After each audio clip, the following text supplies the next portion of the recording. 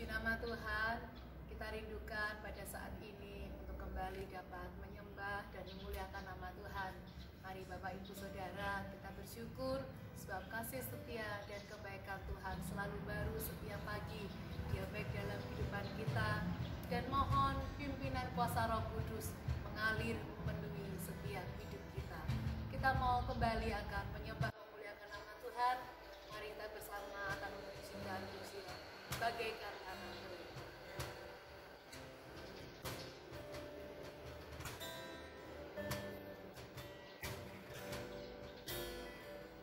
Bagaikan tanah kering yang merindukan air,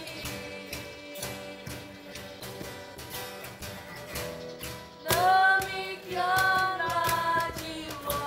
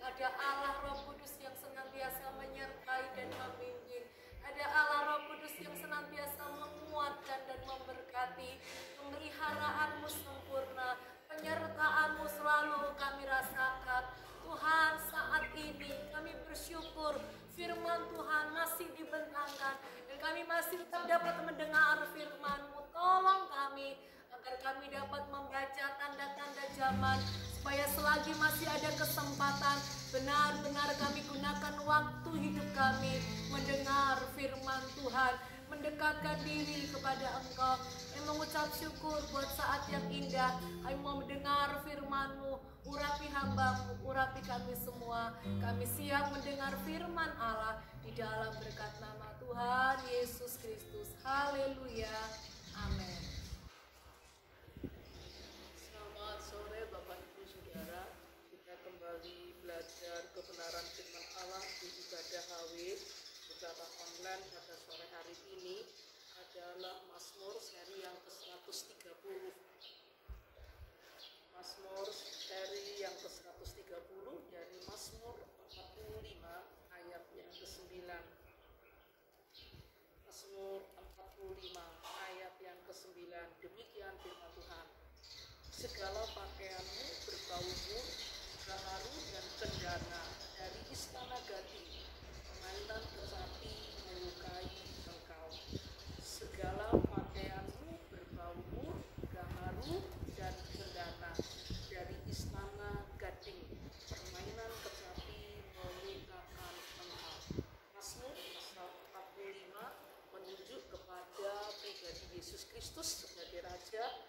Mazmur 45 menunjuk kepada Yesus Kristus sebagai mempelai laki-laki. Di Mazmur 45 ayat yang ke-9 menjelaskan jubah kebesarannya Yesus Kristus adalah berbau mur, gaharu dan cenada, menunjuk pada urapan Roh Kudus bagi Raja Agung kita, Yesus Kristus. Ayat-ayat ini menunjuk kepada kita bahwa mur, gaharu, dan cendana adalah minyak dari urapan Roh Kudus yang melambangkan minyak dari Roh Kudus. Kita akan baca dalam kitab Keluaran pasal yang ke-30, Keluaran pasal 30 ayat 23, ayat 22 sampai ayat yang ke-25. Demikian firman Tuhan. Berfirmanlah Tuhan kepada Musa, ambillah rempah-rempah pilihan, mur tetesan 500 sikal dan kayu manis yang harum setengah dari itu, yakni 250 sikal, dan tebu yang baik 250 sikal, dan kayu teja 500 sikal ditimbang menurut sikal kudus, dan minyak zaitun 1 hin. Haruslah kau buat semuanya itu menjadi minyak urapan yang kudus, suatu campuran rempah-rempah yang dicampur dengan cermat, seperti buatan seorang tukang campur rempah-rempah. Itulah yang harus menjadi minyak urapan yang kudus. Ayat Mazmur 45 ayat yang ke-9 menunjuk kepada kita bersama, yaitu tentang Roh Kudus yang bekerja secara luar biasa. Bagaimana Yesus dengan Roh Kudus. Jubah kebesarannya menunjuk pada urapan Roh Kudus bagi raja. Raja yang hebat, raja yang luar biasa. Jubahnya berbau mur. Mur, gaharu, dan cendana. Mur adalah bagian waktu itu di zaman Musa untuk membuat minyak urapan. Nah, saudara, sore ini kita akan belajar tentang Yesus Kristus dan Roh Kudus. Ada 4 hal yang kita perlu ketahui dari Yesus Kristus dan Roh Kudus. Yang pertama, kelahirannya oleh Roh Kudus. Dan yang kedua, pernyataan di saat dibaptis. Dan yang ketiga, pelayanannya dikerjakan oleh Roh Kudus. Yang keempat, kebangkitannya oleh Roh Kudus. Kita akan lihat yang pertama, kelahiran Yesus Kristus adalah oleh Roh Kudus. Matius pasal yang ke-1 ayat yang ke-20. Demikian firman Tuhan. Tetapi ketika ia mempertimbangkan maksud itu, malaikat Tuhan nampak kepadanya dalam mimpi dan berkata, Yusuf anak Daud, janganlah engkau takut mengambil Maria sebagai istrimu, sebab anak yang di dalam kandungannya adalah dari Roh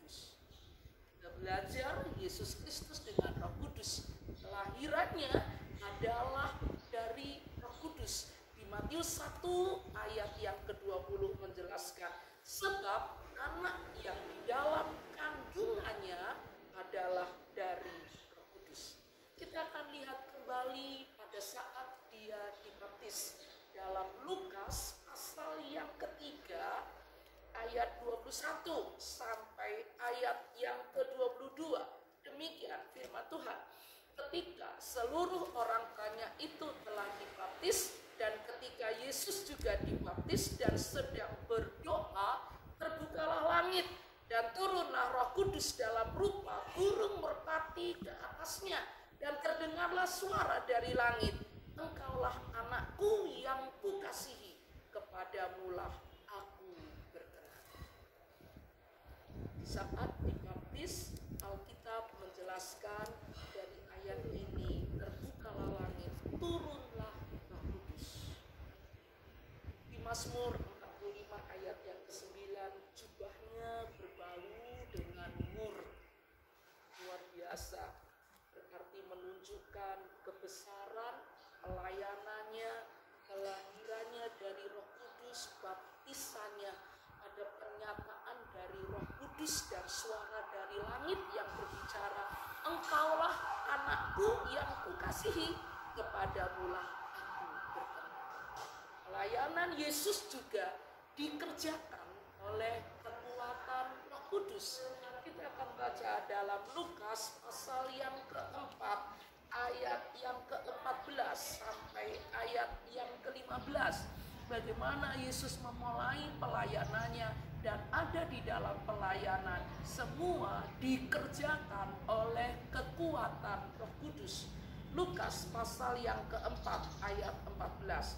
Dalam kuasa Roh kembalilah Yesus ke Galilea, dan tersiarlah kabar tentang dia di seluruh daerah itu.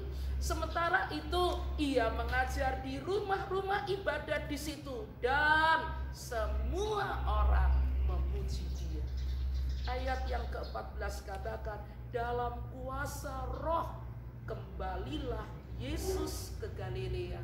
Apa yang dikerjakan? Mengajar di rumah-rumah ibadat. Kita sambung lagi dalam Matius pasal yang ke-12 ayat yang ke-28. Matius 12 ayat yang ke-28.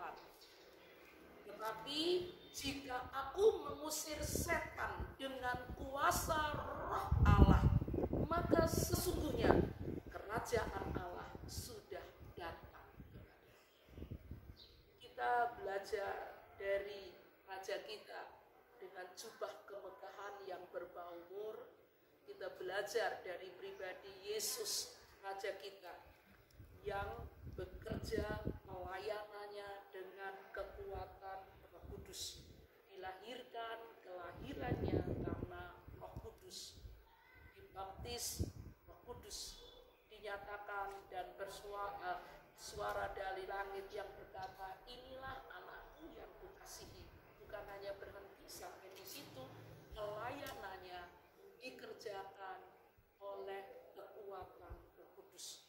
Di Matius pasal yang ke-12, jika aku mengusir setan, jika Yesus mengusir setan dengan kuasa Roh Allah, maka sesungguhnya kerajaan Allah sudah datang. Yang terakhir, kita melihat Yesus dan Roh Kudus adalah kebangkitannya oleh Roh Kudus. Kita buka dalam Roma pasal 8 ayat yang ke-11. Dan jika roh dia yang telah membangkitkan Yesus dari antara orang mati diam di dalam kamu, maka ia yang telah membangkitkan Kristus Yesus dari antara orang mati akan menghidupkan juga tubuhmu yang fana itu oleh Roh-Nya yang diam di dalam kamu. Betapa luar biasa peranan Roh Kudus yang kita lihat dalam kelahiran, baptisan, pelayanan, sampai kepada kebangkitan Yesus Kristus. Roma 8 ayat 11, Rasul Paulus jelaskan, dan jika roh dia yang telah membangkitkan Yesus dari antara orang mati. Kita akan coba baca lagi di 1 Petrus pasal yang ketiga ayat yang ke-18. 1 Petrus pasal 3 ayat 18. Sebab juga Kristus telah mati sekali untuk segala dosa kita. Ia yang benar untuk orang yang tidak benar, supaya ia membawa kita kepada Allah. Ia yang telah dibunuh dalam keadaannya sebagai manusia, tetapi yang telah dibangkitkan menurut roh. Ayat ini katakan tetapi yang telah dibangkitkan menurut roh. Bapak Ibu Saudara, dari ayat ini kita tarik garis merah. Apa penerapan aplikasi untuk kita jemaat Tuhan yang hidup di akhir zaman? Kita perlu menjadi gereja, menjadi orang-orang yang percaya, menjadi jemaat yang hidup di dalam Roh Kudus. Roh Kudus memperlengkapi jemaat. Kita buka dalam Lukas pasal yang ke-24 ayat 49. Lukas 24 ayat yang ke-49. Demikian firman Tuhan. Dan aku akan mengirim kepadamu apa yang dijanjikan Bapakku. Tetapi kamu harus tinggal di dalam kota ini sampai kamu diperlengkapi dengan kekuasaan dari tempat tinggi. Gereja Tuhan, jemaat Tuhan perlu diperlengkapi dengan kekuasaan dari tempat tinggi. Kita belajar tadi dari Mazmur 45 ayat 9 tentang Yesus dan Roh Kudus. Dan sore ini kita juga melihat melalui kebenaran firman Allah bagaimana peranan Roh Kudus untuk gereja Tuhan, bagaimana peranan Roh Kudus untuk jemaat, peranan Roh Kudus untuk orang-orang yang percaya Yesus. Orang-orang yang percaya Yesus perlu diperlengkapi dengan kekuasaan dari tempat tinggi. Apa itu Roh Kudus? Roh Kudus memperlengkapi jemaat supaya jemaat menjadi kuat, jemaat menjadi kokoh. Yang kedua, Roh Kudus menjadikan jemaat milik Kristus. Dalam Roma pasal 8 ayat yang ke-9. Tetapi kamu tidak hidup dalam daging, melainkan dalam roh. Jika memang roh Allah diam di dalam kamu. Tetapi jika orang tidak memiliki roh Kristus, ia bukan milik Kristus. Ayat ini menjelaskan kepada kita, tetapi jika orang tidak memiliki roh Kristus, ia bukan milik Kristus. Berarti ayat ini menjadi pegangan untuk kita bersama. Roh Kudus menjadikan jemaat milik Kristus. Ketika kita hidup dipenuhkan Roh Kudus, berjalan dalam roh, berarti kita mendapat perlengkapan kuasa dari tempat yang maha tinggi. Ketika kita hidup di dalam Roh Kudus, dipimpin Roh Kudus, kita memiliki hubungan yang harmonis dengan Allah. Kita menjadi milik Kristus, kita manunggal dan menyatu di dalam Kristus. Yang terakhir, Bapak Ibu Saudara, Roh Kudus menjadikan jemaat menang dengan masalah kehidupan. Kita perlu semua Roh Kudus. Kita perlu memiliki Roh Kudus, hidup di dalam Roh Kudus. Dengan Roh Kudus, jemaat memiliki perlengkapan dari tempat yang tinggi. Dengan Roh Kudus, jemaat dimiliki oleh Kristus. Dengan Roh Kudus, jemaat menjadi pemenang di tengah-tengah masalah kehidupan. Kita buka Alkitab kita dalam Zakaria pasal yang keempat ayat 6 sampai ayat yang ke-7.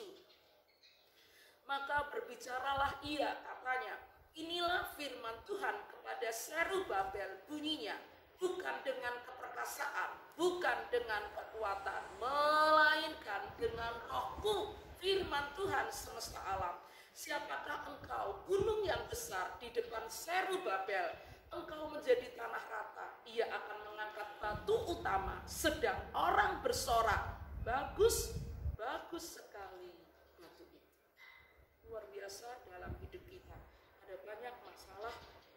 yang seperti gunung yang besar, masalah kehidupan yang seringkali kita tidak mampu menghadapinya, yang tidak dapat terselesaikan dengan harta, yang tidak dapat terselesaikan dengan akal kita, yang tidak dapat terselesaikan dengan akal kita, kekuatan manusiawi kita.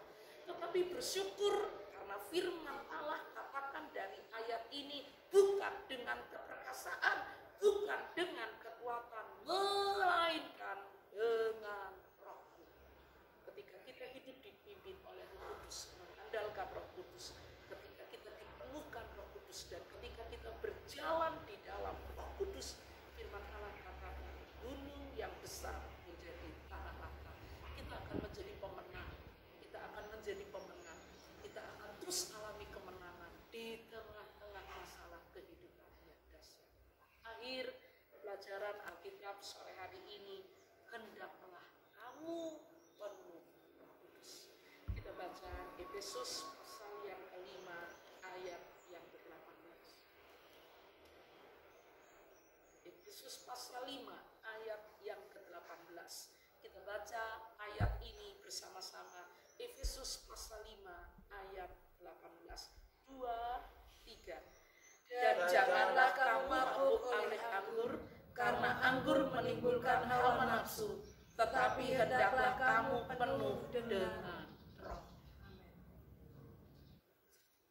Puji nama Tuhan, kita mau hidup dipenuhkan dengan kuasa Roh Kudus. Kita mau angkat satu pujian, Tuhan penuhkanku dengan firman-Mu, Tuhan penuhkanku dengan firman-Mu. Dan setelah ini kita akan masuk di dalam doa kita. Nanti Pendeta Eben akan berdoa untuk gereja, berdoa untuk bangsa dan negara Indonesia, berdoa untuk seluruh jemaat, berdoa untuk Kota Tuban, dan berdoa untuk seluruh keluarga-keluarga jemaat, bahkan keluarga pastori dipelihara, dipenuhkan, dikuatkan oleh kuasa Roh Kudus. Tuhan penuhkanku dengan firman-Mu.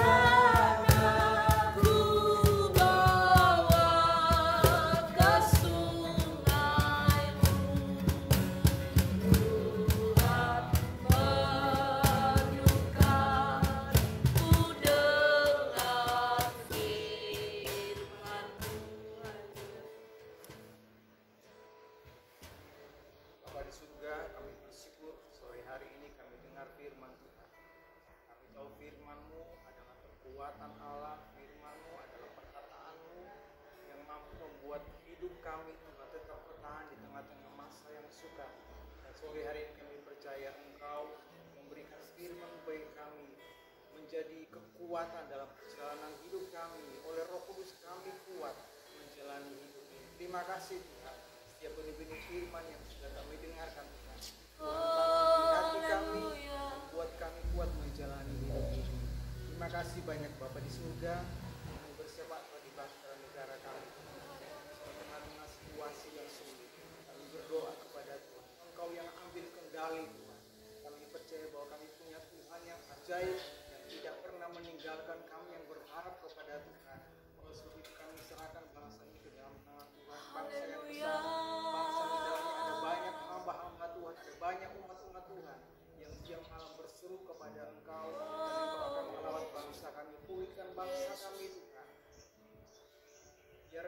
beracara dan bekerja di tengah-tengah bangsa kami Tuhan.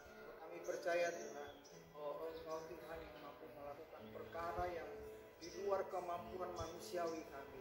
Terima kasih banyak Bapa di surga.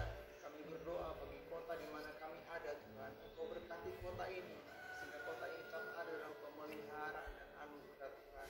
Kami berdoa bagi jemaat-Mu Tuhan. Seluruh jemaat kami serahkan ke dalam tangan Tuhan. Engkau yang memelihara mereka, Engkau yang menuntun perjalanan hidup mereka di tengah-tengah masa yang sukar. Mungkin mereka mengalami kesulitan ekonomi, Tuhan Engkau mencukupkan. Mungkin mengalami masalah kesehatan, Tuhan Engkau lawan dengan anugerah kuasa firman-Mu Tuhan. Mereka boleh mengalami pemeliharaan dan pertolongan Tuhan. Terima kasih banyak Bapa di surga. Seisi pastori kami serahkan di dalam tangan Tuhan. Engkau memelihara hamba-hamba-Mu untuk tetap ada dalam pelayanan pekerjaan Tuhan. Terima kasih banyak Bapa di surga. Terima kasih untuk anugerah-Mu bagi setiap kami yang menyaksikan program ini Tuhan. Kiranya anugerah Tuhan bekerja dalam hidup kami semua. Terima kasih Tuhan.